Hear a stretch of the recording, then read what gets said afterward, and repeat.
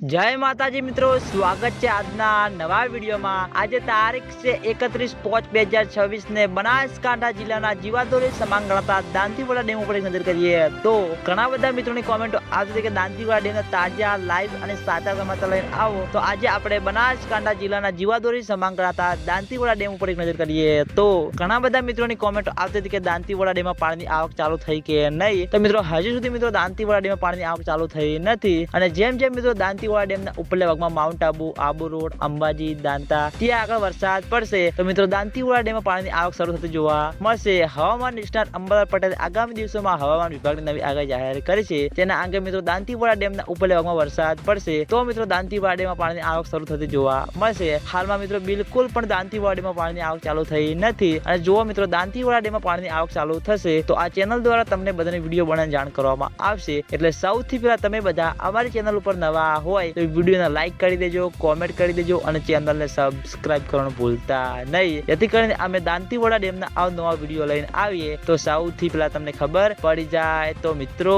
જય માતાજી।